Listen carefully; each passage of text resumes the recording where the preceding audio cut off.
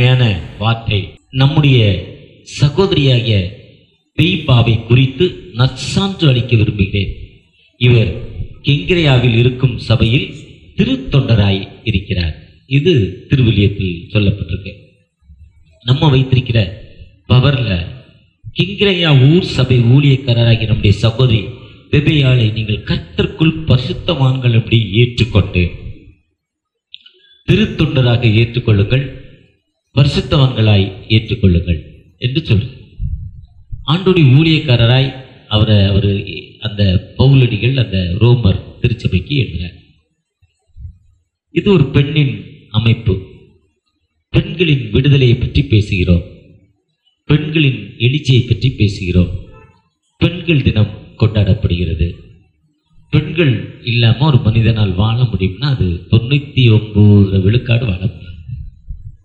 அந்த பெண் அவனுக்கு ஒரு சூட்டபிள் பர்சன். ஏன்னா ஆண்டவருடைய படைப்பே மனிதனை உருவாக்கினார். அவன் தனிமையாய் இருப்பது ஏற்றதல் என்று ஏற்ற துணையை உருவாக்கினான். ஏற்ற துணை எப்படி உருவாக்குறாரு? அவனுடைய விலா எலும்புகளில் ஒன்றை எடுக்கிறாரு, அதுல ஒரு பெண்ணை உருவாக்கிறார். ஒருவேளை மனுஷனை மண்ணினால் உருவாக்கிறவர் மேனை, அந்த மண்ணில் இருந்தா மேன் வந்துச்சுங்கிறார். மண் மண் மண் மண் சான் சான் சான் மேன் மேன் மேன்ங்கிறாங்க. அப்ப அதுல ஒரு பெண்ணை உருவாக்கியிருக்கலாம் அந்த மண்ணினால. ஆனா அவரு அந்த மண்ணினால உருவாக்கல. அவனுடைய நீர் எலும்பில் எலும்பும் என் சதையில் சதையும் சொல்றாரு. அப்போ விலா எலும்புலேருந்து ஒரு பெண்ணை எடுக்கிறாரு. அந்த விலா எலும்பு பெண்ணை உருவாக்கி அந்த பெண்ணை கொடுக்குறாரு. பெண்ணை எடுத்து இப்போ இவனுக்கு விலா எலும்பு குறைஞ்சதில் என்னாச்சு? அங்கே ஒரு கேப் வந்துருச்சு. அந்த கேப்பை அடைப்பதற்காக ஒரு பெண்ணை கொண்டே கொடுக்குறாரு. அந்த பெண் என்பவள் ஒரு சூட்டபிள் பர்சன். சரியா அந்த காரங்களில் அந்த நேரத்தில் ஒரு ஐடியா கொடுப்பாங்க. கணவருக்கு ஏற்ற ஒரு மனிதனாய், தன் புருஷனுக்கு ஏற்ற மகளாய். 100 பேர்ல 99 பேர் அப்படித்தான் இருப்பாங்க, புருஷனுக்கோட ஏற்ற மகளாய். அந்த பெண் இல்லாமல் அவனை வாழ முடியாது. ஆனால் திருச்சபையில அந்த காலங்களிலிருந்து பெண்கள் ஏற்றுக்கொள்ளப்படவில்லை. ஆதியாகமம் 18ஆம் அதிகாரத்துல தேவதூதரை ஆபிரகாம் பார்க்க போறாரு. ஆபிரகாம் பார்க்க போயிட்டு அந்த ஆபிரகாம் தேவதூரை அழைச்சி வீட்டில் சாப்பாடு போடுறாரு. போடுறப்ப அந்த அம்மா இங்க இருக்கு. அந்த அம்மா தான் கண்ணுக்குட்டி அடிச்சு பிரியாணிலாம் பண்ணுது. ஆனா அந்த அம்மா வீட்டு தரைக்கு பின்னால இருக்கிறார், அந்த அம்மா முன்னால வராது. இன்னைக்கு யூத மக்கள், இஸ்ரேல் மக்கள் ஒரிஜினலா இருக்கிறவங்க பெண்களை பொதுவான இடத்துக்கு கொண்டு வரதில்லை. இன்னைக்கு முகமதியருடைய திருமணத்துக்கு போறீங்கன்னா பெண் தனி ஆண் தனி, தனியாக தான் இருக்கும். தனியாக தான் ரிஜிஸ்டரில் கையெழுத்து வைப்பாங்க. திருமணத்தில் ஒன்றா உட்கார வைக்க மாட்டாங்க. அந்த ரிஜிஸ்டரில் கையெழுத்து போட்ட போது தான் ஒன்றா உட்கார வைப்பாங்க.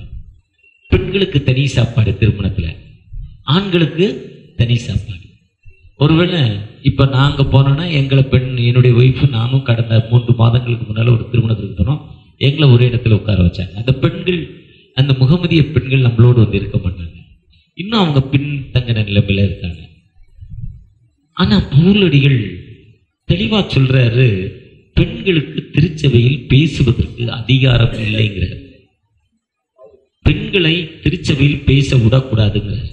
ரொம்ப தெளிவா சொல்வார். ஆனா ஆண்டவர் அதே பவுலடிகள் 1 கொரிந்தியர் 11:11 சொல்றாரு, ஸ்திரீ இல்லாமல் ஆண் இல்லை, ஆண் இல்லாமல் ஸ்திரீ இல்லை, பெண் இல்லாமல் ஆண் இல்லை, ஆண் இல்லாமல் பெண் இல்லைங்கிறார். அதே பவுலடிகள் சொல்றாரு, நீ பெண்கள் திருச்சபையில பொது இடத்துல நீ என்ன பண்ணக்கூடாது, பேச விடக்கூடாதுன்னு சொல்லு. அதே பவுலடிகள். அப்போ இந்த பெண்களுக்கு இப்படிப்பட்ட ஒரு விடுதலை இருக்கு. எனக்கு தெரிஞ்சு ராக்லாண்டு சிவகாசி பகுதியில் ஊழியம் பண்ணாங்க, தீக்ஸ்டபேல் கன்னியாகுமரி பகுதியில் ஊழியம் பண்ணாங்க. தங்கள் வாழ்வை அர்ப்பணித்தாங்க. என்ன நடந்ததுன்னா, ஏர் ஓட்டுவதற்கு 2 மாடு வேணும்.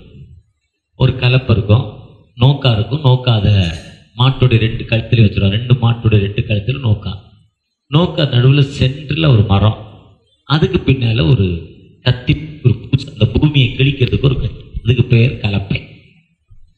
அந்த மாடு முன்னால போக போக இவர் இதை அமுக்குவார், டைட் பண்ணுவார். பூமியை கிழிக்கும். கீழே இருக்க மண்ணு மேலே வரும், மேலே இருக்க மண்ணு கீழே இது இழுப்பதற்கு 2 மாடுகள். இப்போ டிராக்டர், இப்போ அட்வான்ஸா. கொஞ்ச காலத்துக்கு முன்னா 2 மாடு. அதுக்கு முன்னால் என்ன பண்ணியிருக்கோம், 1 மாடு 1 பெண். பெண்ணு தான் ஒரு மாட்டுக்கு பதில் நோக்காவை எழுதியிருக்காங்க. இது 1800 1850 வரை நடந்திருக்கு. பெண்களுக்கு மேலாடை இல்லை. தமிழகத்தில் 1850 1800 பெண்களுக்கு மேலாடை இல்லை.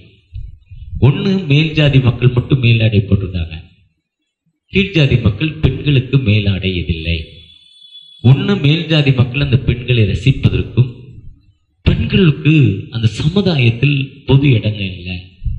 இதெல்லாம் உடைச்சி எரிஞ்சது யாருன்னா மிஷனரிகள்.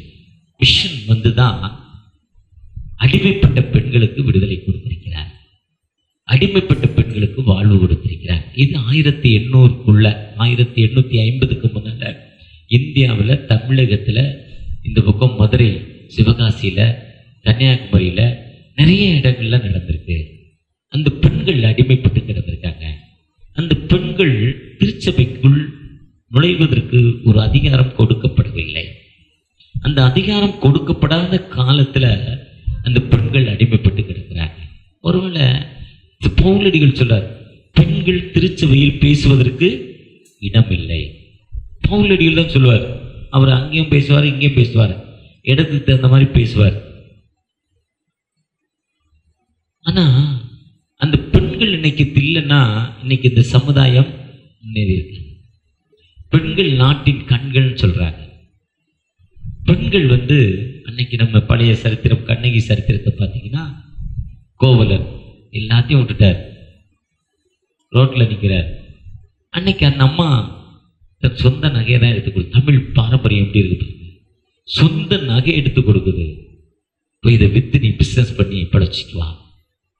தன் கணவருடைய தவறை மன்னிக்க ஒரு பெண். அந்த பெண் தன் கணவருடைய தவறை மன்னித்து புதிய வாழ்வு கொடுக்கும் அந்த பெண். இது பாரம்பரிய சரித்திரம். அந்த பெண்ணானவள் அந்த இன்னொரு பெண், அந்த தண்ணியில் அந்த பெண்ணுடைய பெயர் மறந்து, நல்ல தக்காள். அதே மாதிரி ஹரிச்சந்திரனுடைய உண்மை நாடகம். அந்த அம்மா தன் குழந்தையை கொண்டே அடக்கம் பண்ண போது வீட்டில் 10 பாத்திரம் தைக்குது. House keeping. இன்னைக்கு நம்ம பெருமையாக வேலை சொல்கிறோம். என்ன வேலை செய்றீங்க? House keeping. ஹவுஸ் கீப்பிங் வேலை அந்த அம்மா செய்யுது. குழந்தை செத்து போச்சு. செத்து போன குழந்தைய அந்த அந்த சிமெட்ரிக்கு பட்கட்டினா தான் உள்ள விடுவான். அந்த மட்டும் பணம் இல்லை. அங்கே தன்னுடைய கணவர் வெட்டியார். ஆனால் அந்த அம்மாவுக்கு தெரியல, அவருக்கும் ஒரு கணவருன்னு தெரியல. இது பணம் இல்லை, என் குழந்தைய நீ அடக்கம் பண்ணுன்னு கேட்குறாங்க. அந்த அம்மா சொல்கிறப்போ அவர் சொல்கிறார், உன் தாலியை விற்று கொண்ட, நல்ல தாலி போட்டிருக்க, தாலியில் பவுன் கோல்டாக போட்டிருக்க, வைடூரியமாக போட்டிருக்க, அதை விற்று கொண்டு வானாராம். அப்போ தான் அந்த அம்மாவுக்கு தன் கணவர்னு போய் கட்டி பிடிச்சிக்கிச்சான். ஏன்னா அந்த தாலி யாருக்கு தெரியும்? அந்த அம்மா போட்டிருக்க தாலி தான் கணவருக்கு மட்டும்தான் தெரியும், வேறு யாருக்கும் தெரியாது. இது சரித்திரம். நல்லது. அந்த ஹரிச்சந்திரனுடைய நாடகத்துடைய சரித்திரம் அவங்களுக்கு மட்டும்தான் தெரியும். இது யோபுடைய சரித்திரத்தோடு ஒத்து சொல்லுவாங்க. யோபுடைய சரித்திரத்து பைபிள்லேருந்து எழுதுனதுன்னு சொல்லுவாங்க. அப்போ அந்த அம்மா சொல்லுது, என் கணவருக்கு மட்டும்தானே தெரியும், நீங்கள் தான் ஹரிச்சந்திரன். அந்த பெண் அந்த குடும்பத்தை எவ்வளவு அமைதியாக காத்து கொண்டிருக்கிறாள். அந்த பெண் இல்லாமல் வாழ்க்கை இல்லை. ஆனால் இன்னைக்கு நிறைய பேர் பெண் சமத்துவத்தை பற்றி பேசுறாங்க, பெண் சம உரிமையை பேசுறாங்க, ஈக்குவல்னு பேசுறாங்க. ஆனால் வீட்டுக்குள்ள இல்லை, ஈக்குவல் இல்லை. ஒன்று அந்த அம்மா அரசாட்சி, இல்லை இவர் அரசாட்சி, இல்லை 2 பேருமே பேச மாட்டாங்க. தனித்தனி படுக்கை, தனித்தனி வீட்டு, தனித்தனி சமையல், எல்லாமே தனி காரியம். இல்லை வெளியே வந்தால் தெரியும், நாங்கள் சமத்துவம், நாங்கள் பெண் விடுதலை, நாங்கள் சமத்துவம் எல்லாம் பேசுவாங்க. ஆனால் வீட்டுக்குள்ள என்ன இல்லை. இன்னைக்கு எனக்கு தெரிஞ்ச நிறைய பேர் அப்படி ஊழியக்காரங்க, அப்படி நிறைய பேர் இருக்காங்க. ஆனால் பெண்கள் ஒரு விடுதலையோடு வாழ வேண்டும் என்று வேதம் சொல்லுது.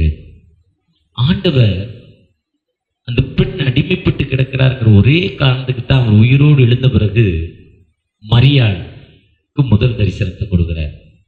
மரியாளுக்கு தான் முதல் கட்டளை கொடுக்கிறார். அவருடைய கட்டளை மரியாள் அம்மாக்கு முதல் கட்டளை, போய் சொல்லு என் அதான் மார்க் 16 சொல்றப்போ, என் சீசரிடத்திற்கும் பேதுருக்கும் போய் சொல்லுங்க, போய் சொல்லு. இது ஆண்களுக்கு கொடுக்கல, பெண்களுக்கு தான் சொல்ற, போய் சொல்லு, நீ போய் சொல்லு. ஏன்னா அவங்க பயந்து போயிருக்கான். நீ தான் பயம் இல்லாம காலையில இருட்டோட, அதிகாலையில் இருட்டோட நீ அற்புதம் வாங்கின, 7 பிசாசு உன்னை விட்டு போயிடுச்சு, அதனால நீ என்னைய பார்க்க வந்துட்ட, நீ தான் என் மேல உண்மையான பாசம். அந்த அம்மாவுக்கு ஒரு தரிசனத்தை கொடுக்கும் ஆண்டவர். 2வது அந்த பெண்கள் தான் காத்திருந்து ஜெபிக்கும் மக்கள். யோவான் 20 வாசிக்கிறப்ப அந்த அம்மாவுக்கு ஒரு கவலை, தூரமா கல்லறை யாரு திறப்பாங்கன்னு தெரியாது, நிறைய திறப்பதற்கு ட்ரை பண்ணுது, ஆனா யாரு திறப்பாங்கன்னு தெரியாது. பாக்குறப்ப கல்லறை திறந்திருந்த உடனே, ஆகா கல்லறை திறந்திருக்கு ஜாலின்னு அந்த அம்மா சொல்லல. கல்லறை திறந்தோன்னா அந்த அம்மாவுக்கு அடுத்த கவலை வந்துருச்சு. என்ன கவலைன்னா, யாரோ இயேசுவை தூக்கிட்டு போயிட்டாங்க. அது எவ்வளவு பாசம் பாருங்க ஜீசஸ் மேல. ஐயோ கல்லறை திறந்திருக்கு, உள்ள இயேசு இருக்காருங்கல்ல, கல்லறை திறந்தனா யாரோ தூக்கிட்டு, அளவு கிடந்த பாசம். அதுதான் அளவு கிடந்த பாசம். தன்னை அறியாத, எனக்கு அது எப்படி சொல்லுன்னு, தன்னை அறியாத பாசம் அந்த அம்மாக்கு. அப்பதான் போய் பேதுரு ஐயாட்டே யோவான் ஆயிட்டேன், ஐயா நான் போனேன், கல்லறை திறந்திருக்கு ஐயா, யாரோ தூக்கிட்டு போயிட்டாங்க, வந்து பாருங்க, வாங்க. அதுக்கப்புறம் தான் அந்த அம்மா கல்லறை பக்கத்துல போகுது. அது வரையும் கல்லறை பக்கத்துல போத அந்த அம்மாவுடைய பாசத்தின் மிகுதி அது. சரி திறந்திருக்கு, நல்லதா போச்சு, போய் பார்த்துருவோங்கிறது இல்லை, யாரோ கொண்டு போயிட்டாங்களோ, படப்படப்பு, அளவுக்கு அதிகமான பாசம். ஏன்னா அந்த பெண்ணானவள் அந்த +2 11th பிள்ளைங்க படிக்கிறப்போ ராத்திரி ஃபுல்லா கூட இருப்பாங்க. அந்த பிள்ளை 2 மணி நேரம் தான் தூங்கும். அந்த 2 மணி நேரத்துல இவங்க அந்த பிள்ளையோட துணியை துவச்சு தூங்காம, அவன் சொன்ன நேரத்துக்கு காஃபியை போட்டு வச்சு எல்லாம் ரெடி பண்ணி அந்த பெண் அந்த வாழ்வை அர்ப்பணித்தாள். என் பிள்ளைகள்ல 2 பேரும் டாக்டர். அதுக்கு காரணம் என் மனைவியுடைய ஜெபம். மூத்த மகன் கொஞ்சம் டல் ஸ்டூடெண்ட்டு, கொஞ்சம் ஸ்லோவாக படிப்பான், நல்ல பையன், ஸ்லோவாக படிப்பான். இன்னைக்கு என்னுடைய பிஸ்னஸ்லாம் அவர் தான் பார்க்குறாரு, இன்னைக்கு ரொம்ப அட்வான்ஸ் ஆகிட்டார்.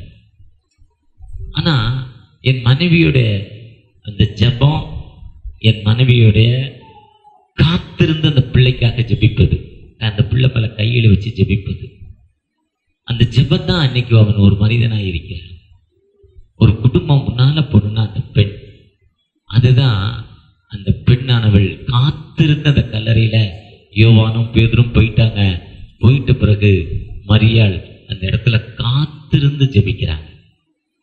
தகப்பனை யாரோ கொண்டு போயிட்டாங்க, ஐயா நீங்க எடுத்துட்டு போனீங்களா, நீங்க எடுத்துட்டு போனீங்களா, நீங்க எடுத்து போனா சொல்லுங்க, ஒவ்வொருத்தரையும் அந்த அம்மா போக்குது, நீங்க கொண்டு போனீங்களா, நீங்க கொண்டு போனீங்களான்னு கேட்கிறப்போ எல்லாரும் என்ன சொல்றாங்க, இல்ல.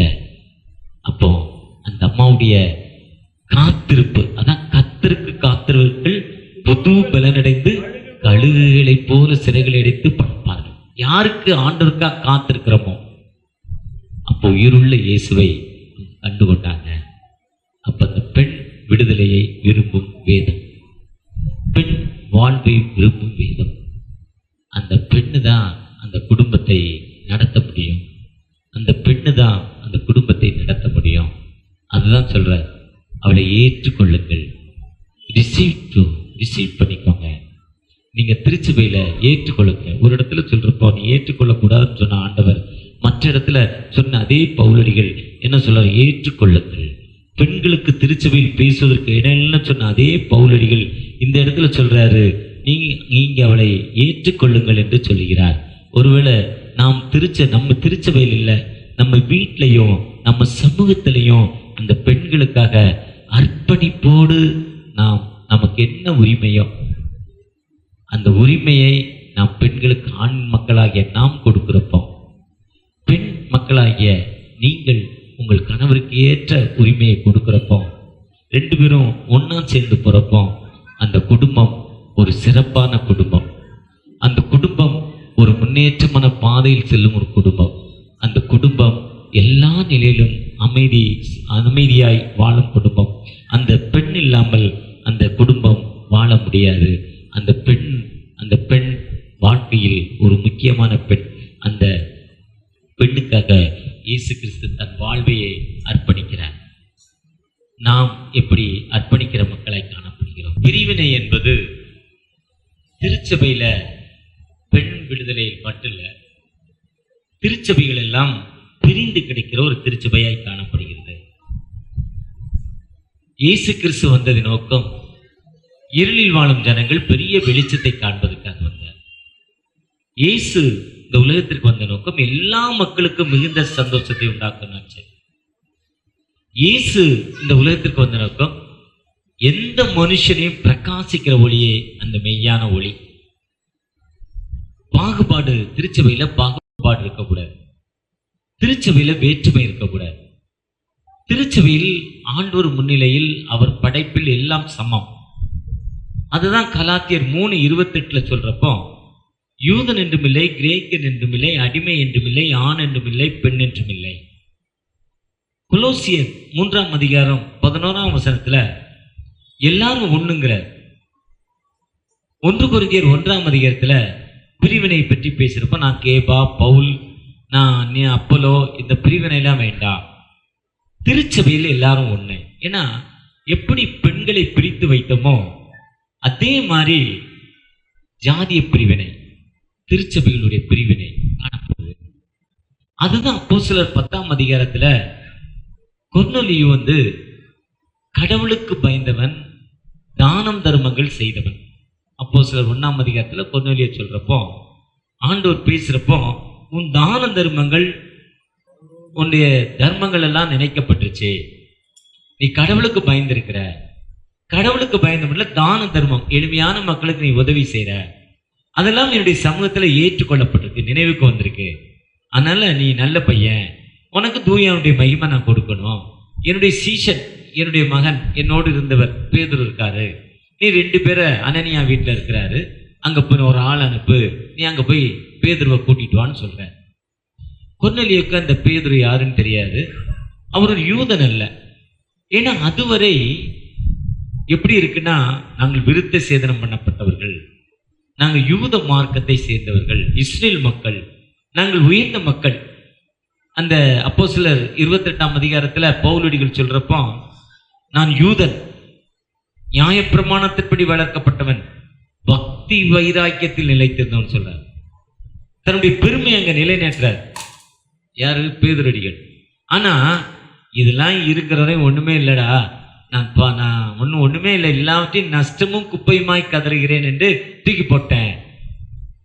அந்த பெருமை இஸ்ரேலுக்கு எப்பவுமே உண்டு, நாங்கள் விருத்த சேதனம் பண்ணப்பட்டவர்கள் என்று பெருமை. அப்போய் நம்மளை கூட்டிட்டு வான்னு சொல்றாரு. அங்க இவங்களை 2 பேரை அனுப்பிட்டு, பேதருக்கு ஒரு தரிசனம், வானத்துல வானங்கள் திறக்கப்பட்டுருச்சு, வானம் திறந்துட்டாங்களாம். இப்ப இந்த ஓட்டை திறந்தா எப்படி லைட் தெரியும், இதே மாதிரி வானத்தை திறந்துட்டாங்க. 2 பக்கம் கயிறு கட்டின ஒரு கூடை கீழே வருது. அந்த கூடையில எல்லா மிருகங்கள் இருக்கு. லேவியராகம் 11 வாசிக்கினா, விரிகுழம்பு, இந்த மிருகத்தை சாப்பிடு, இந்த மிருகத்தை சாப்பிடாத, இது அசைவாடும் மிருகம், இது குட்டி போடுறது, இது குட்டி போடாது, இது பால் கொடுக்குது, பால் கொடுக்காது, இப்படிலாம் நிறைய அதை சொல்லுவாங்க. லேவியராகமம் 11 இது சாப்பிடக்கூடிய. அப்போ பேதுரு சொல்ல, அப்ப நான் தீட்டு உள்ளதை ஒரு நாளும் சாப்பிட்றதில்லை, நான் ஒரு பரிசுத்தவான். பேதுருவை சொல்லிக்குவார், பேதுரையாவே பேதுரை சொல்லிக்குவார். அப்போ சொல்றாரு ஆண்டவர் அப்போஸ்தலர் 11 நான் பட்சபாத பொருளவன் அல்ல, எனக்கு பிரிவினை இல்லை, என் சமூகத்துல எல்லாரும் ஒண்ணுதான், ஈக்குவல்ங்கிறார். என் பிரிவினை இல்லை, நீ போ. அவன் மனுஷன் நல்லவன், அவன் ஏழைகளை நினைக்கிறவன். இதுதான் மத்தேயு 21 சொல்றப்போ, பரலோக ராஜ்யத்தை திறக்கிறப்போ, சமய பரலோகத்தை பத்தி சொல்றப்போ 3 வகையான பரலோக ராஜ்யத்தை சொல்றாங்க. முதல் வகை என்ன சொல்றாரு? கொடுத்த வேலை. அந்த பெண்கள் 10 பேர் 5 பேர் லைட் வச்சிருந்தாங்க, ரெடியா இருந்தாங்க. லைட்டுக்கு ஸ்பிரிட் இருந்துச்சு. அந்த சிப்லியை எடுத்து தொடச்சி, சாயங்காலம் தொடச்சி, அந்த திரியில இருக்க பட்ஸ், இந்த கற்பெல்லாம் எடுத்துட்டு எண்ணெய் ஊற்றி எரியிற மாதிரி வச்சிருந்தாங்க. 5 பேர் வர்றப்ப பார்த்துக்கலாம், மெதுவாக தொடச்சிக்கலாம், என்ன அவசரம் படம் தூங்கிட்டு இருந்தாங்க. ஆனால் மணவாளன் வந்த பொழுது இவங்க டக்குன்னு எண்ணெயை ஊற்றுனாங்க, லைட்டை கொடுத்துனாங்க, போயிட்டாங்க. இப்போ எடுத்து எண்ணெய் இல்லை, எண்ணெய் வாங்கி திரிய துடைக்கிறதுக்குள்ள மணவாளன் போயிட்டார். அவங்களுக்கு பரலோகம் திறக்கல. அப்போ வாழ்க்கையில நம்ம எப்பவுமே ஆயத்தமான நிலைமை, ரெடியா இருக்கணும், எல்லாத்துக்கும், எல்லா வேலைக்கும் ரெடியா இருக்கணும். ரெடி.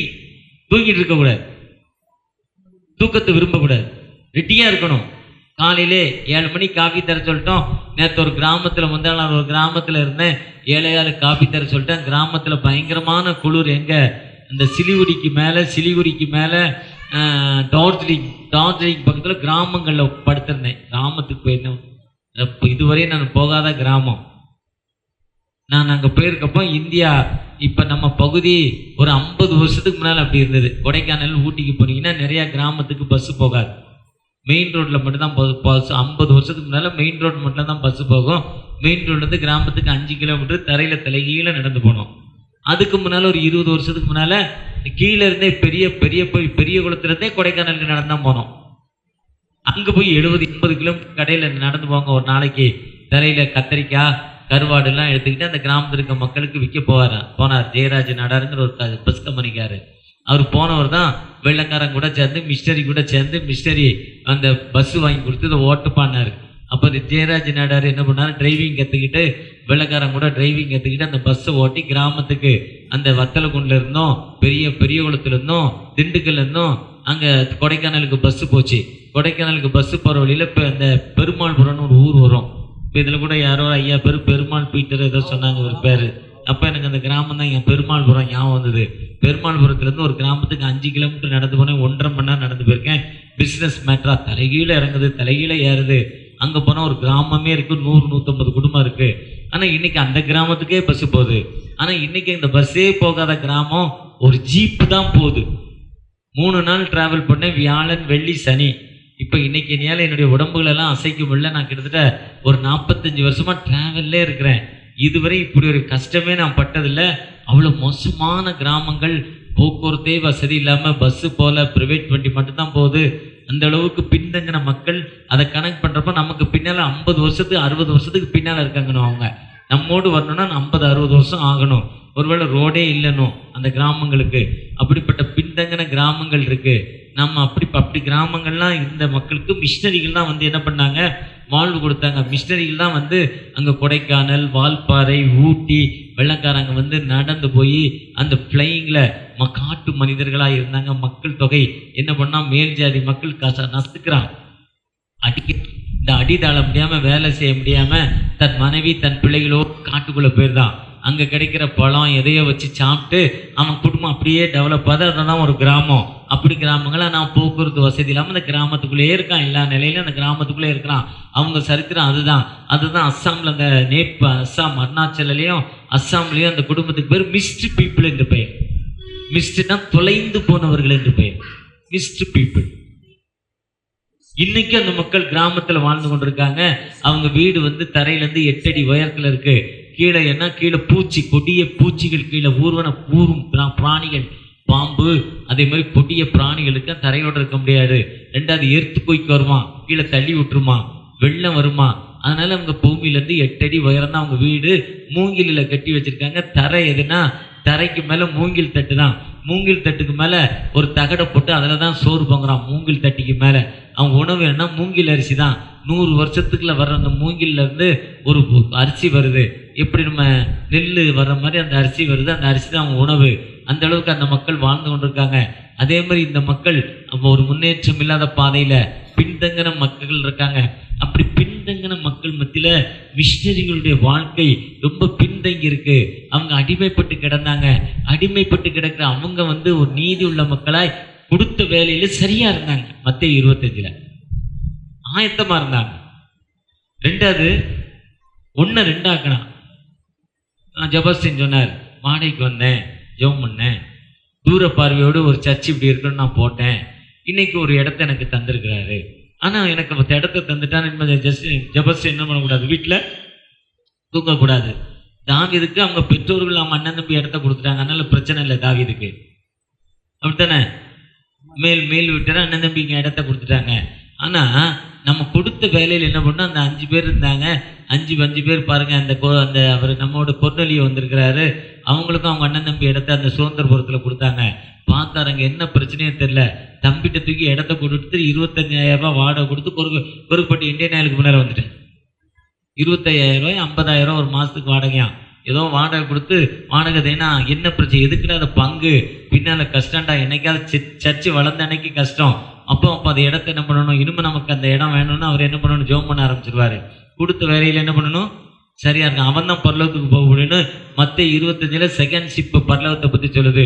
3வது பரலோகத்தை பத்தி என்ன சொல்லுதுன்னா, பசியாயிருந்தேன், தாகமாயிருந்தேன், அந்நியனாயிருந்தேன், வஸ்திரம் இல்லாமல் இருந்தேன், காவலில் அடைக்கப்பட்டிருந்தேன், நீ வியாதியாயிருந்தேன், நீ பார்க்க வந்தீர்களா. 6 காரியங்கள் அதில் சொல்லப்பட்டிருக்கோம். தாகம், பசி, மருத்துவம், துணி, ஜெயில், அந்நியனாயிருந்தேன். 6. ஒரு மனுஷன் தண்ணி இல்லைன்னா தண்ணி கொடுக்கணும், சாப்பாடு இல்லைன்னா சாப்பாடு கொடுக்கணும், துணி இல்லைன்னா துணி கொடுக்கணும், அவனுக்கு யாருமே இல்லைன்னா அவனை சேர்த்துக்கணும், அவன் ஜெயிலில் இருந்தால் அவனை போய் பார்க்கணும், ஹாஸ்பிட்டலில் இருந்தால் அவனை போய் பார்க்கணும். இதுதான் 6 காரியம். இது மனுஷன் செய்ய வேண்டிய காரியம். இதுதான் மத்தேயு 25:31 சொல்றாரு. அதான் கவிஞர் கண்ணதாசன் என்றப்போ 6 மனமே யாரு, இந்த ஆண்டவன் கட்டளை யாது, ஒன்றே சொல்வார், நன்றே செய்வார், உள்ளத்தில் இருப்பது அமைதி. அதுதான் அப்போஸ்தலர் 10. இதைத்தான் அப்போஸ்தலர் கண்ணதாசன் இந்த 2ஐயும் படிச்சுட்டு தான் எழுதுறாரு. விகிதத்தில் உண்மை. இது நான் ரொம்ப நாள் அது ஒரு 6 முகமே யாருன்னு அப்படி நினச்சிக்கிட்டு இருந்தாங்க. இல்லை, நீங்கள் நின்று கவனிங்க. அந்த பாட்டு நீங்கள் யூடியூப்ல போட்டிங்கன்னா ரொம்ப அழகா சொல்லுவார். நீ என்ன பண்ணணும்னா பிறருக்கு கொடுக்கணும். அதுதான் கொர்நேலியு என்ன பண்ணாரு, தானம் தர்மங்கள் நிறைந்தவனாய் காணப்பட்டான். அவன் கனவுல பார்க்கணும் விரும்பவே இல்லை, ஹோலி ஸ்பிரிட் வேணும்னு விரும்பல, ரட்சிப்பு வேணும்னு விரும்பல. அப்படி பிராக்டிக்கலி தானம் தர்மம். ஜபஸ்டி என்ன சொன்னாரு, 10 ரூபா காணிக்கு வந்தா 9 ரூபா ஏழைக்கு கொடுக்குறேன். ஏழைக்கோ சர்ச்சுக்கோ செலவு பண்றேன்.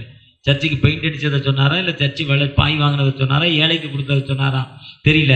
ஆனா அவருக்கு வந்ததை பார்த்தா அவர் என்ன சொல்றாரு, தனக்கு வந்ததுல தானம் தர்மம் செய்தாரு. அந்த அப்போஸ்தலர் 10ஆம் அதிகாரம் 1-2 வசனத்தை வாசிங்க. தேவனுக்கு பயந்திருந்தார். Fear to the Lord. அதுதான் கல்யாணத்துல சங்கீதம் 128 கர்த்தருக்கு பயந்து. யாருக்கு பயப்படணும், கடவுளுக்கு பயப்படணும். அப்போஸ்தலர் 6ஆம் அதிகாரம் 7ஆம் வசனம், அவர்கள் கடவுளுக்கு பயந்து. அங்க இருக்க சீஷர்கள் கர்த்தருக்கு பயந்து 6:7 சொல்றார். ஃபியர் டு தி லார்ட், கர்த்தருக்கு பயந்தான், தானம் தர்மங்கள் செய்தான். வேற ஒண்ணுமே வேண்டாம், ஒயிட் ட்ரெஸ் வேண்டாம், இனி மாதிரி பையத்துக்கிட்டே இன்னைக்கு 4வது மெசேஜ் இது, இப்படிலாம் போக வேண்டாம். கடவுளுக்கு பயப்படணும், வீட்டார் அனைவரோடு கடவுளுக்கு பயப்படணும். Fear to the Lord. எது கடவுளுக்கு பயப்படா, நான் இன்னைக்கு பைபிளை திருப்புறப்ப இந்த மெசேஜ் எழுதுமுன்ன பைபிளை திருப்பினேன். அப்போ எனக்கு எசேக்கியேல் 18:9 எனக்கு பிடிச்ச வசனம் வந்துச்சு. என் கட்டளையின்படி நடந்து என் நியமங்களை கை கொண்டு எனவன் ஓய்வன் ஒருத்தனுக்கு உண்மையாக இருப்பான், ஆனால் அவன் பிழைக்கவே பிழைப்பான், அவன் நீதிமான். எசேக்கியேல் 18:9 சொல்லதா பாருங்க பாப்பா. என் கட்டளையின்படி நடந்து நியமங்களை கை கொண்டு என் கட்டளைக்கு பயப்படணும். அந்த கட்டளை என்னத்தை மேல சொல்ற 8 எசேக்கியேல் 18:8 சொல்றாரு, வட்டிக்கு கொடாமலும் பரிதானம் வாங்காமலும், அடுத்து பொலிசை பார்க்காமலும், அநியாயத்திற்கு கை என்ன பண்ணக்கூடாது. நண்பர் தான் தப்பு பண்ணிட்டாரு, அவரை காப்பாத்த தப்பு தான், தோத்திரம் தப்பு தான். வட்டிக்கு என்ன பண்ணக்கூடாது, பொலிசை லஞ்சம் என்ன பண்ணக்கூடாது, வாங்கக்கூடாது. அதுதான் அவருடைய கட்டளை. ரொம்ப அழகா தெளிவா அந்த 18 இன்னைக்கு நான் மெசேஜ் கிளம்புறப்ப அந்த வசனம் தான் வந்தது. அப்போ இன்னைக்கு அந்த என்ன பண்றாரு, அவர் பயந்ததால அவர் சொல்றார், அசுத்தவன் தள்ளப்பட்டவன், ஆனா அவனை திருச்சபையில் சேர்த்துக் கொள்கிறார். தள்ளப்பட்டவனை ஆண்டவர் பேதுருடிகளை அனுப்பி, இல்லப்பா அவன் எனக்கு பயப்படுறான், வீட்டார் எல்லாம் பயப்படுறாங்க, தான தர்மங்கள் செய்யறான். ஒருவேளை இன்னைக்கு இந்த பேயாபையாளை போல நம்ம ஏற்றுக்கொள்ளல, இந்த சமூகத்தில் நம்ம தள்ளி வச்சிருக்கிறாங்க, இந்த சமூகத்தில் ஏற்றுக்கொள்ளல, ஏற்றுக்கொள்ளாம இந்த சமூகத்தில் நம்ம தள்ளப்பட்ட நிலைமையில இருக்கிறோம். தள்ளப்பட்ட நிலைமையில இருக்கிற நீங்கள் நானும் இந்த சமூகத்துல நாம் மற்றவர்களுக்கு என்ன செய்கிற மக்களாய் காணப்படுகிறோம். மற்றவர்களுக்கு என்ன செய்கிறோம். ஒரு ஊர்ல ஒரு ஐஎம்எஸ் பணித்தளம், வைசாக் பக்கத்துல பாடேர் இறக்கு, சர்ச்சுக்கு மேல சிலுவை இருந்துச்சு. சர்ச்சுக்கு மேல தீவிரவாதிகள் வந்தாங்க. இதெல்லாம் இங்கே வைக்கக்கூடாது, நாளைக்கு வருவோம், சிலுவை எடுத்துடணும், இறைக்கிறணும், இல்லைன்னா இஸ்ரேலுக்கு போயிடணும், அறுத்துன்னு சொல்லலாம். அந்த ஊழியரை கூப்பிட்டு அவர் அழுதார், தொடச்சார், என்ன பண்ணுறதுனே தெரியல, சாப்பிடல. அடுத்த நாள் அவர் முகம் வாடி போச்சு. ஊருக்காரங்க வந்தாங்க, என்ன இதே மாதிரி இவங்க ஒரு குரூப் வந்தாங்க, இப்படி சொன்னாங்க. அப்படியா, நாளைக்கு வருவோம், அதுக்குள்ள இறைக்கணுங்கிறாங்க. அதுதான் என்ன செய்யுன்னு தெரியல. இப்போ தானே வரப்போகிறாங்க, வெயிட் பண்ணாங்க, வந்தாங்க. இறக்குறவங்க சண்டை போடுறவங்க வந்தாங்க. ஊருக்காரங்க பார்த்தாங்க, நீ யாரு? நாங்கள் துணி இல்லாமல் இருந்தோம், எங்களுக்கு துணி தந்தான். சோறு இல்லாமல் இருந்தோம், சோறு கொடுத்தான். என் பிள்ளைக்கு ஸ்கூல் இல்லை, ஸ்கூல் கொடுத்தான். என் பிள்ளைக்கு நாலேஜ் இல்லை, நாலேஜ் கொடுத்தான். அடிமைப்பட்டு கிடந்தோம், எங்களுக்கு அடிமைத்தனத்திலிருந்து விடுதலை கொடுத்தான். நீ யாரா அதை சொல்றதுக்கு இறக்கிறதுக்கு?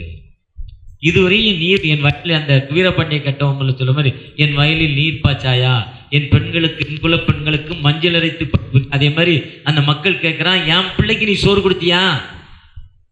என் பிள்ளை இன்னும் செருப்பு போட விட மாட்டேன்ல, இன்னும் என் பிள்ளை உன் கோயிலுக்குள்ள வர முடியாது, அடிமைப்படித்தானே கிடக்குறான், நீ யாரு? ஓடு, கைகால் எடுத்துருவாங்க வந்தான்ட்டான். என்னன்னா அங்க செஞ்ச என்னது? தான தர்மம். இன்னைக்கு நாம அடிமைப்பட்டு கிடக்கிறோன்னா அதுக்கு என்ன பண்ணணும்னா, நாம் தான தர்மம் செய்கிற மக்களை காணப்பட வேண்டும். பின்தங்கின மக்களை அழைத்து அந்த மக்களுக்கு நாம் ஏதாவது செய்யணும்.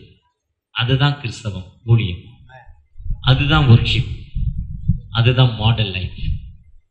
நேற்று காலையில் ஒரு கிராமம் 5 கிலோமீட்டர் 4 வீல் டிரைவில் போனேன். 4 வீல் டிரைவ் 5 இல்லை 3 கிலோமீட்டர், கிட்டத்தட்ட ஒரு 45 நிமிஷம். 3 கிலோமீட்டர் 45 நிமிஷம். 4 வீல்னா 2 வீலும் ட்ரை பண்ணும். கிரவுண்ட் வந்து பின்ன நம்ம வண்டியிலலாம் பின்னால் இருக்கும், 4 வீலில் முன்னாலேயும் கிரவுண்ட் இருக்கும். 2 ஆக்ஷன் சுத்தம், அது முந்தி தள்ளும், மேட்டில் ஏறும், பள்ளத்தில் மெதுவாக இறங்கும், அது மண்ணில் ஓடும். 4 வீல் டிரைவ்.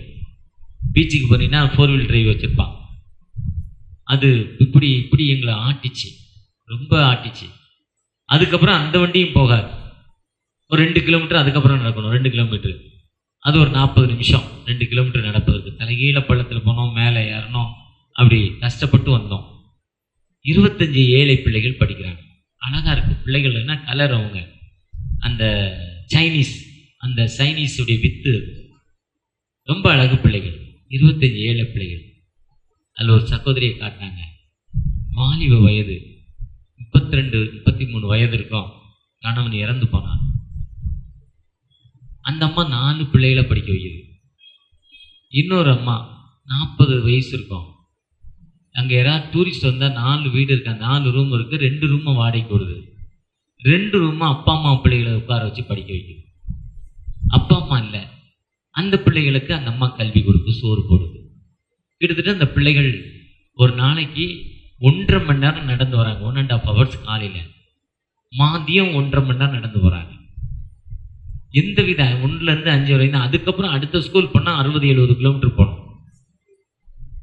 எந்த இடத்துலையும் நாங்கள் கவர்மெண்ட் ஸ்கூல் பார்க்கல.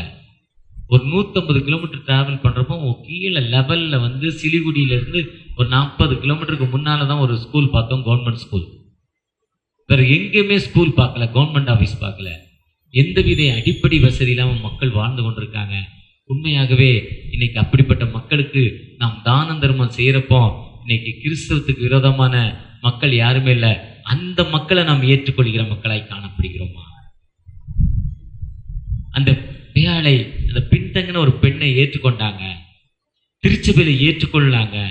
திருச்சபையில் நான் பேசுவதற்கு பெண்கள் பேசுவதற்கு அதிகாரம் கொடுக்கறதில்லைங்கிறார் பவுலடிகள். ஆனா அதே பவுலடிகள் சொல்றாரு, அந்த பெண்ணை நீ ஏற்றுக்கொள்ளுங்கிறாரு. ஒருவேளை நாம் அப்படிப்பட்ட மக்களுக்கு இன்னைக்கு திருச்சபை தான் பிரிவுபட்டு காணப்படுகிறது. ஒரு சர்ச்சுக்குள்ள போனா அந்த பாஸ்டர் வேற யார்ட்டையும் பேசினா அப்புறம் அவர் கம்யூனியன் கொடுக்க மாட்டார், அவங்களுக்கு ஜெபம் பண்ண மாட்டார், அவங்க பரலோகத்துக்கே போக மாட்டாங்கன்னு சொல்லிடுறாரு. வேற பாஸ்டர்கிட்ட பேசினாலே எங்க போக மாட்டேன், இவரே இப்ப பரலோகத்துக்கு போல. ஏன்னா பைபிள்ல இருந்து வெளியே போயிட்டார். பைபிள்ல இருந்து உன்னிடத்தில் அன்பு கூறுவதோல இந்த ஒரு கட்டளை இல்லைன்னா என்ன பண்ண முடியாது. விசுவாசம், நம்பிக்கை, அன்பு. இல்லை எது நிக்கி? ஃபெய்த், ஹோப், சேரிட்டி, இதுல எல்லாம் அந்த நம்பிக்கை, அந்த ஒர்ஷிப் எல்லாமே என்ன ஆயிருது? வேஸ்ட், ஏமாத்துறது. லவ், சேரிட்டி மட்டும்தான். அவர் பேசாதராங்கிறார். அடுத்தவன்ட்ட பேசாதவனே நீ பரலோகத்துக்கு போக மாட்டாங்கிறார். அதுக்கப்புறம் அவர் வீட்டுக்கு ஜெபம் பண்ண போக மாட்டார் அவர். இப்படி ஒரு திருச்சபை. இன்னொரு பாரம்பரிய திருச்சபை, அவங்க எவனையுமே மதிக்கிறது இல்லை. நாங்க தான் பரிசுத்த வாங்குறோம். அவன் மாதிரி உலகமாக ஃப்ராடி எவனுமே தெரியல எனக்கு. எல்லாத்தையும் என்ன பண்ணணும்? நேசிக்கணும், ஏற்றுக்கொள்ளணும், ரிசீவ் பண்ணணும். இன்னைக்கு மெசேஜே ஏற்றுக்கொள்றது, ஒப்புரவாகுதல். ஒப்புரவாகுதல் ஊழியத்தை ஆண்டவர் என்ன பண்றாரு? கொடுக்கிறாரு. கொலோசியர் 1:20 நினைக்கிறேன். ஒப்புரவாகுதலை கொடுக்கும் ஆண்டவர், ஒப்புரவாகுதல் ஊழியத்தை கொடுக்கும் ஆண்டவர். அந்த ஒப்புரவாகுதல் இல்லைன்னா நம்ம என்ன பண்ண முடியாது? ஆண்டவற்றை போக முடியாது. ஆண்டவற்றை நம்ம போனோம்னா அவர் கொலோசியர் 1:20 அவர் சிலுவையில் சிந்தின இரத்தத்தினாலே சமாதானத்தை உண்டாக்கி பலவத்துள்ள யாவையும் அவர் மூலமாய் தமக்கு ஒப்புரவாக்கி கொள்ளவும் அவருக்கு பிரியமாயிற்று. ஒப்புரவாக்கி கொள்றது. ஒரு ஆட்சி திருச்சபையில மேரேஜுக்கு போயிருந்தோம். நானும் ஒரு ஐயரும். ஒரு குடும்பம் எங்களை ரொம்ப கம்பல் பண்ணி கூப்பிட்டாங்க. நான் போனேன்னா இன்னொரு எனக்கு குருவும் ஒருத்தர் அங்கி போட்டு வந்தார். நானும் அங்கி போட்டு போனேன். எங்களை ஆல்டருக்குள்ள கூட விடலைங்க. வெளியவே உட்கார வச்சுட்டார் அந்த ஃபாதர். குரு, நீ அன்பை பத்தி உனக்கு என்ன இருக்கு? அவர் எல்லாம் முடிச்சு அதாவது தந்தை, மைந்தன், தூயாவுடைய மகிமை உங்களோடு இருப்பா சொல்லிட்டு வெளியே வந்துட்டு நீங்க போய் ஜெபம் பண்ணுங்க. அது எங்களுக்கு தெரியாது. நீ என்ன சொல்றதுன்னு நான் அது நீ என்ன சொல்றதுன்னு. இன்னைக்கு நிறைய திருச்சபைகள் ஒப்புரவு இல்லை. ஒப்புரவு என்பது அவன் கொர்நேலியோட ஒப்புரவு, அவன் கடவுளுக்கு பயந்திருந்தான். அதுதான் எசேக்கியேல் 18:8-9. நீதி உள்ளவன், அவன் தான தர்மங்கள் நினைவுக்கு வந்தது. அந்த தான தர்மங்கள் நினைவுக்கு வரப்போ பெரிய ஊழியக்காரர், அவருடைய முதல் சிஷ்யன் பேதுரை கூப்பிட்டு போயாங்க. போய் சொல்லு போ, அங்க போய் கை வைக்கிறார். அவர் கை வைக்கும் போது எல்லார் மேலேயும் பரிசுத்தான வல்லமை இறங்கிச்சு. அந்த நேரத்தில் எல்லாரும் ஞானஸ்தானம் வாங்கினாங்க. உண்மையான ஒரு விடுதலையை பெற்றுக்கொண்டார்கள். இதுதான் ஒப்புரவு ஊழியம். நம்ம இருக்கிற இடங்கள்ல தான தர்மம் செய்யறப்போ இந்த உலகத்தில் உள்ள பெரிய ஊழியக்காரர் பென்னிகின், பில்லி கிரஹாம், மோகன் லாசரஸ், டி மோகன், இல்லைன்னா நம்ம ஐயாவுடைய மாமனார் பேரமரன் ரூபன் ஐயா, இப்படி ஆளுங்கெல்லாம் வந்துருவாங்க நம்மளை தேடி. நம்ம தேடி போக வேண்டாம். நம்ம தேடி நம்ம என்ன பண்ணணும்? பிறரை நேசிக்கிற மக்களாய் காணப்பட வேண்டும். அப்படி நம்ம பிறரை நேசிக்கிற மக்களாய் காணப்படுறப்போ எல்லா நிலையிலும் நம்மை உயர்த்தும் ஆண்டவர், அந்த ஆண்டவர் நம்மோடு கடந்து வந்திருக்கிறார். ஒருவேளை அந்த பேபாலை ஏற்றுக்கொள்ளுங்கன்னு சொல்றாரு. அன்பு மகளுக்காக அவர் தகப்பனார் வருஷம் ஒரு ஜெப கூட்டம் வச்சு எல்லாத்துக்கும் இன்னைக்கு இட்லி சிக்கன் கொடுக்குறார். அடுத்த வருஷம் பிரியாணி கொடுப்பார். ஏன்னா நமக்கு உன்னத உணவு பிரியாணி புரோட்டா தான். நம்ம இந்தியாவுடைய உன்னத உணவு பிரியாணி புரோட்டா தான். நாம பிறருக்கு அடுத்த வருஷம் என்ன பண்ண போறாரு? ஒரு 500-600 பேருக்கு சாப்பாடு கொடுப்பார். இதுதான் எனது ஒப்புரவன் ஊழியம். அந்த ஊழியத்தை ஆண்டவர் தந்திருக்கிறார். அந்த ஒப்புரவு நம்ம பிறரோடு ஒப்புரவாகி வாழ்றப்போ அதுக்கு தான தர்மம் செய்யணும். ஆண்டவர் நம்மோடு வந்துட்டார். நம்மோடு வந்ததால கைவிடப்பட்ட நிலைமையில இருக்க நமக்கு புதிய வாழ்வை தரும் ஆண்டவர். அந்த ஆண்டவர் நம்மோடு இருக்கிறார். ஒரு விசை கூட கண்களை மூடி, தகப்பனே எங்களோடு பேசியிருக்கீங்க, நன்றிப்பா. ஒரு விசை கூட எங்களை ஆசைப்படுறீங்க. உங்களுடைய கிருபையை தாங்க, உங்களுடைய இரக்கத்தை தாங்க, உங்களுடைய வழிநடத்தை தாங்க. உண்மை நோக்கி பார்க்கிறேன். அவரை நோக்கி பார்ப்போமா? பார்க்கிறப்போ நிச்சயமாகவே வாழ்வு தரும் ஆண்டவர். மீண்டுமாய் உண்மை நோக்கி பார்க்கிறோம். இந்த நன்றி செலுத்துற கூட்டத்துல நீ எங்களுக்கு கொடுத்த அந்த விடுதலை நினைத்து உங்களுடைய பாதத்துல வந்திருக்கிறோம். ஒரு அடிமைப்பட்டு கிடந்த எங்களுக்கு காலில் செருப்பு பட முடியாது, தலையில என் துண்டை கட்ட முடியாது, தோல்ல என் துண்டுகள் போடக்கூடாது, இடுப்புல தான் என் துண்டை கட்ட வேண்டும், எல்லா தெருக்களுக்குள்ள நான் போகக்கூடாது, தண்ணீர் கிணத்துல தண்ணீர் எடுக்கக்கூடாது, ஒரு அடிமையாக வாழ வேண்டும்ங்கிற நிலைமையில தகப்பனே மனிதனை மீட்டுக் கொள்வதற்காக நீங்க வந்தீங்க. நீங்க வந்தது மட்டுமல்ல, உம்முடைய ஊழியர்களை அனுப்பி உலகம் முழுவதும் அப்படிப்பட்ட அடிமைப்பட்ட மக்களுக்கு விடுதலை கொடுத்தீங்கப்பா. இதோ இந்தியா தேசத்துல, தமிழகத்துல நாங்கள் அடிமைப்பட்டு கிடந்தோம். மேலாடை இல்லாமல் இருந்தோம்ப்பா. பெண்கள் கைவிடப்பட்ட நிலைமையில் இருந்தோம். எங்களுக்கு ஒரு சம உரிமை கொடுத்து வாழ்வு கொடுத்தீங்க. நன்றி நன்றி தகப்பனே. இன்னைக்கு பெண்கள் பெரிய பெரிய ஊழியக்காரராக, பெண்கள் மூலம் சாராட்டக்கர் கல்லூரி தகப்பனே, பெண்கள் மூலமாக பெரிய மருத்துவமனை சிஎம்சி ஐடாஸ்காரர் மூலமாக தகப்பனே, பெண்கள் மூலமாக எபி கார்மேல் மைக்கேல் மூலமாக அடிமைப்பட்ட பெண்களுக்கு வாழ்வு தகப்பனே. இன்னும் அநேக பெண்கள் தகப்பனே அந்த பெண் விடுதலைக்காக தன் வாழ்வை அர்ப்பணித்தாங்க. ஊழியம் தகப்பனே ஆண்டோடைய நாமத்தை அறிவித்தாங்க. அப்படி அவர்களை ஏற்றுக்கொண்டாங்கப்பா. நீர் அதே மாதிரி எங்களுடைய அன்பு மகள் பேபாலை ஏற்றுக்கொண்டு உங்களுடைய ஊழியத்திற்கு அந்த மகள் ஒப்பு கொடுங்க. தன் குடும்பத்தின் தன் தகப்பனார் தாத்தாவை போல அல்ல, இன்னும் ஒரு சற்று மேல் போய் அதிக மக்களை நேசிக்கிற மகளாய், ஒரு அருமையான ஒரு மிஷனரியாய், இன்னைக்கு இந்தியாவில் எவ்வளோ மக்கள் இருளில் வாழ்ந்து கொண்டிருக்காங்க, அந்த மக்களுக்கு தன் வாழ்வை அர்ப்பணிக்கிற ஒரு மகளாய் அன்பு மகளை பிளஸ் பண்ணுங்க. அன்பு மகளோடு உங்களுடைய கிருபையின் கரம் இருக்கட்டும், உங்களுடைய இரக்கமுள்ள கரம் இருக்கட்டும், உங்களுடைய ஆசீர்வதிக்கிற கரம் இருக்கட்டும். அந்த மகனை பிளஸ் பண்ணுங்க. அன்பு மகளோடு இருங்க. அது மட்டுமல்ல, வந்திருக்கிற ஒவ்வொரு பிள்ளைகளும் தகப்பனே தன் வாழ்விற்காக, நான் எங்கள் வீட்டில் அடிமைப்பட்டு கிடக்கிறேன், எங்கள் குடும்பத்தில் அடிமைப்பட்டு கிடக்கிறேன், இதை நான் ஞானஸ்தானம் வாங்கிட்டேன், எங்கள் அப்பா என்னை ஏற்றுக்கொள்ளலை, என் சகோதரர் என்னை ஏற்றுக்கொள்ளலை, என் கணவர் என்னை ஏற்றுக்கொள்ளலை, நான் ஞானஸ்தானம் வாங்கினதில்ல, ஐயா கிறிஸ்தவனா மாறினதில்ல, நான் அடிமைப்பட்டு கிடக்கிறேன்பா, எனக்கு ஒரு விடுதலை தாங்கன்னு சொல்லி ஜெபிக்க நான் அன்பு பிள்ளைகளுக்கு தகப்பனே கொர்நேலியுடைய தான தர்மங்கள் இணைக்கப்பட்டதுப்பா. அது உங்களுடைய சமூகத்துல வந்தது தகப்பனே. கொர்நேலியு ஒரு பரிசுத்தவானாய் பரிசுத்தவான் வல்லமை பெற்றுக்கொண்டாங்கப்பா. அதே மாதிரி நாங்களும் ஒரு பரிசுத்தவான் வல்லமையை பெற்றுக்கொள்ள, ஒரு தூய ஆவிய மகிமையை பெற்றுக்கொள்ள கொர்நேலியை போல தகப்பனே நாங்கள் தான தர்மங்கள் நிறைந்த மக்களாய் எங்களை மாற்றித்தாங்க. குடும்பத்தின் கட்டுக்களை மாற்றித்தாங்கப்பா. எங்களுடைய பகுதியில் கிறிஸ்தவத்துக்கு எதிராக எழுப்பப்படுற சக்திகள் தகப்பனே, கிறிஸ்தவ மக்களுக்கு எதிராக எழுப்பப்படுற சக்திகள் தகப்பனே, கிறிஸ்தவம் என்பது மனிதனுக்கு வாழ்வு, கிறிஸ்தவம் என்பது மனிதனுக்கு உயர்வு, அப்படிப்பட்ட உயர்வை கொடுக்கிற கிறிஸ்தவத்துக்கு எதிராக ஒரு சில மக்கள் தங்களுடைய சுய லாபத்திற்காக மற்ற மக்களை ஆதாயப்படுத்தி கொண்டிருக்காங்க. அப்படிப்பட்ட விடுதலையிலிருந்து எங்களுக்கு ஒரு முழுமையான விடுதலை, அவங்க வாழ்க்கை அவங்க மத்தியில நாங்க ஒரு சாட்சியுள்ள பிள்ளைகளாய் வாழ, அவங்க மத்தியில நாங்கள் உமக்கு பயந்து உம்முடைய கட்டளைப்படி நடந்து நியமங்களை கை கொண்டு பரிதானம் வாங்கக்கூடாது, வட்டிக்கு கொடுக்க கூடாது, பிறரை ஏமாற்றக்கூடாது, அதுதான் கடவுளுடைய கட்டளை என்ற எங்களுடைய ஒரு சாட்சியான வாழ்வு தகப்பனே. தெரியாம ஒரு பைனான்ஸ் வாங்கிட்டேன், என்னால கொடுக்க முடியாத நிலைமையில தயவு செஞ்சு அந்த பைனான்ஸ் காற்ற நான் மன்னிப்பு கேட்கவும், குறிப்பிட்ட காலத்தில் கொடுக்கக்கூடிய ஒரு தன்மை எனக்கு கொடுங்க. ஒரு வீட்டுல என்னால வாடகை கொடுக்க முடியல, வீட்டுக்காரங்க கேட்கிறாங்க, ஆனா அவங்கள்ட்ட தயவாய் பேசி மன்னிப்பு கேட்டு நான் அந்த வீட்டுல இருந்து காலி பண்ணவோ இல்ல சிறிது நாட்கள் அங்க இருக்க எனக்கு உதவி செய்யுங்க. ஒரு சாட்சியான வாழ்வு தாங்க. அவங்களுக்கு விரோதமா நான் பேசக்கூடாதுப்பா.